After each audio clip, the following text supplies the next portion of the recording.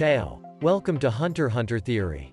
I'm going to explain about Gungi between Komugi and Meruem. In this video, I'm proud to say that you can learn more about Gungi than anyone else just by watching this video. But if you only want to know how Komugi predicted Meruem's death, skip to 213. The Chimera Ant arc lasted from volume 18 to volume 30, but as of volume 23, it was hinted that Meruem, the king who boasts of his absolute strength, would be defeated.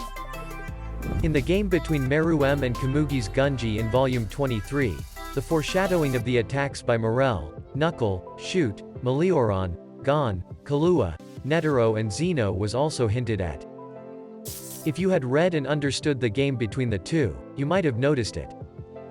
Let's take a look at Meruem's Kokoriko, detached castling, and his thoughts on the game. The game's offense and defense are directly linked to the bottle's offense and defense. So I will explain them in detail while comparing the game and battle.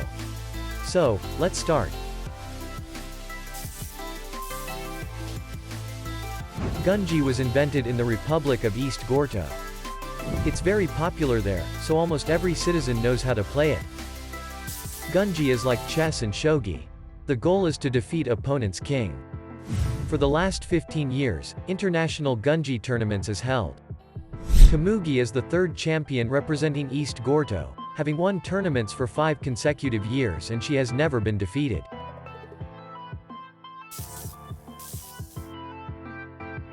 Meruem, who can't beat Komugi no matter how many times he plays, invents detached castling on his own and tries to beat Komugi.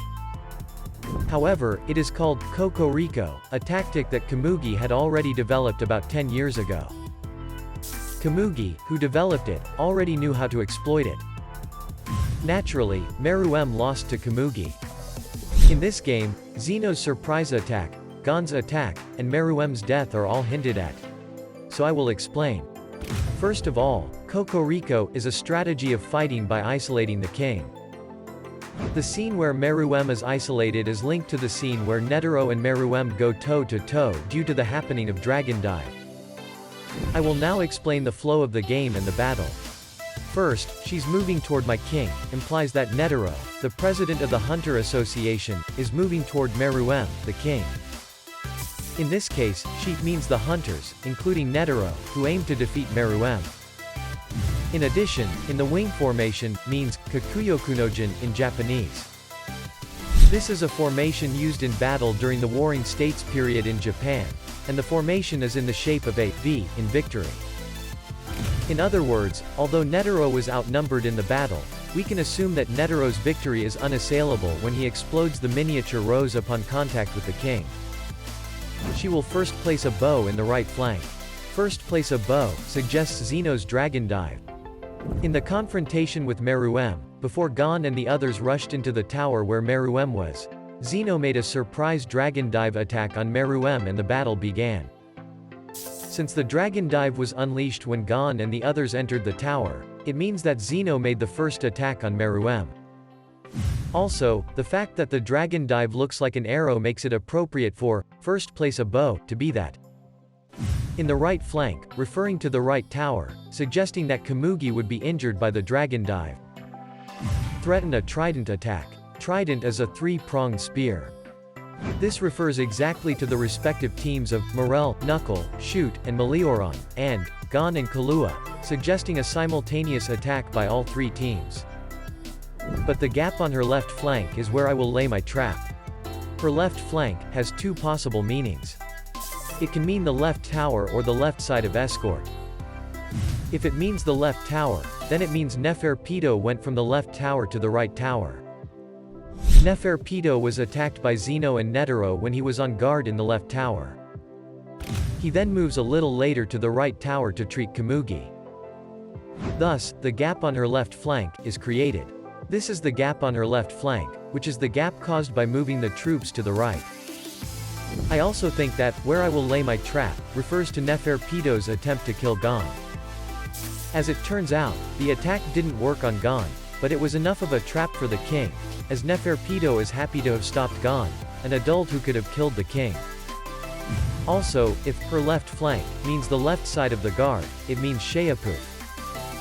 It suggests a confrontation between Morel and Sheapoof. The fact that Morel was caught in Sheapoof's trap could also mean Sheapoof. It is possible that both Sheapoof and Neferpitou are meant.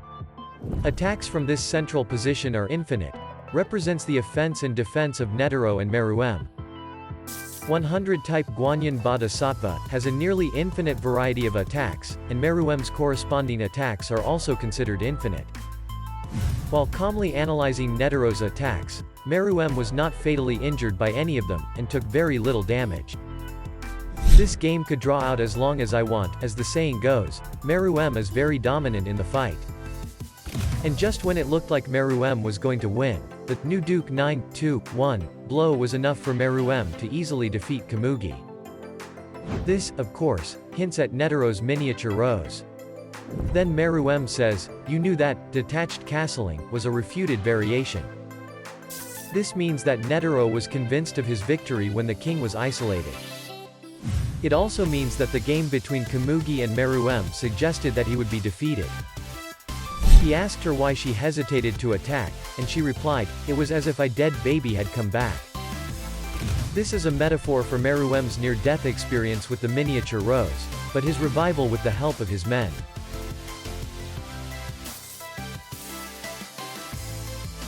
The tactics of Kokoriko and the flow of the game suggested a battle between Meruem and the hunters, but there are also hints about the pieces. There is some very important information hidden about King and Shinobi, so I will explain it here. King refers to Meruem himself. This can be inferred from the fact that his guards also refer to Meruem as king. As I explained earlier, Kokoriko is a tactic to isolate the king, and the flow of the battle was also a situation where Meruem was isolated. Shinobi represents Komugi, the blind girl. Meruem understands that death is near with the miniature rose, and wants to spend his last hours playing Gungi with Komugi. In the game, Komugi plays Kokoriko on Meruem. Meruem looks a little angry and tries to end the game. Then Komugi fights back with Shinobi 4-6-2. This means that Shinobi will save the isolated king in Kokoriko. In other words, at the end of his life, Komugi, the shinobi, will save Meruem, who lost his friends in the battle at Kokoriko. Through Gungi, Meruem learns from a woman that there is another kind of strength and power, and he has lost sight of what is truly important to him. Meruem's struggle with his identity and existence beyond his role as a king is like a blind young man who has lost himself in the dark. And with Komugi's Shinobi 4-6-2, they both discover a new technique, themselves, with a light that seems to have been released from everything. There, Meruem tells Komugi that he only has a few moments left in his life and that he wants to spend them with her. Komugi's face is filled with tears of surprise and happiness. For Komugi, who could only find the meaning of life in Gungi, Meruem was the first person who accepted her as an equal. Meruem's presence is irreplaceable for Komugi. For Komugi, a blind girl, Meruem is the light that illuminates all.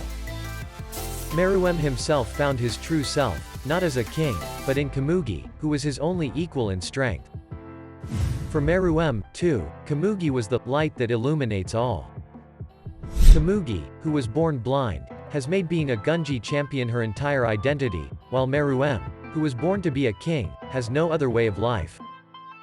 The last game is really about love, yet neither of them uses the word, "I love you."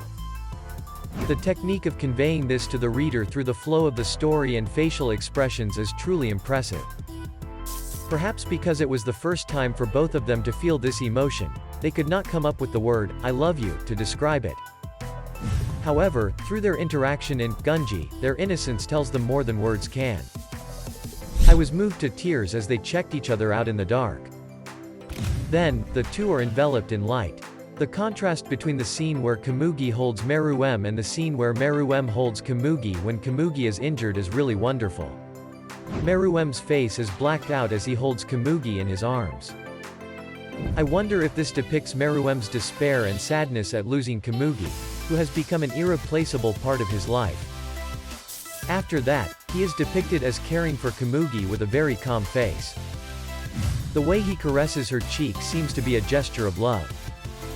The scene where Komugi holds Meruem in her arms has a very gentle expression with light shining through. It's a beautiful scene that depicts a completely different meaning, even though they are both holding them in their arms with the same way.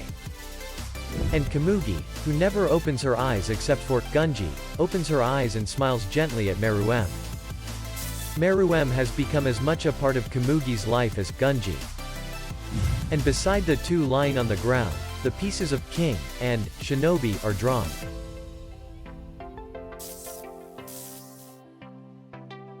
The word Gungi is written in Japanese as follows. And the word ant in Japanese looks like this. Did you notice that? Ant and gi are very similar words. If we take out the common parts from ant and gi, we get this.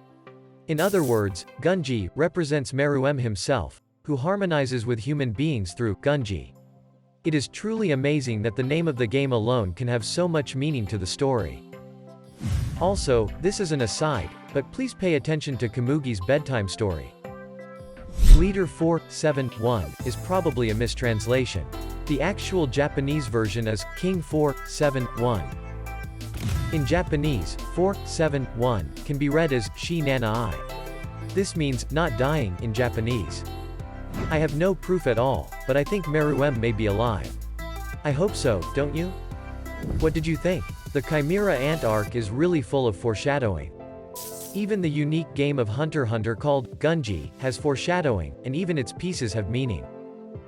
Even if we focus only on Gungi this time, there is still so much to cover.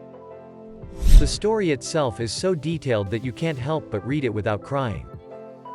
The Chimera Ant was really brutal in the beginning, but the way they efficiently processed and ate human beings without showing any flicker of emotion is a metaphor for us today. By putting people on the side of being eaten instead of on the side of eating, it highlights the problems of food and life in modern society. It was also human malice that defeated the seemingly merciless Chimera Ant. I hope you will try reading the main story again. It tells a lot more than my poor explanation. I wish I could tell you much more accurately, but there are many things beyond my power, and I am truly sorry. If you notice anything or have any new foreshadowing, please let me know in the comment section. See you later. Ciao.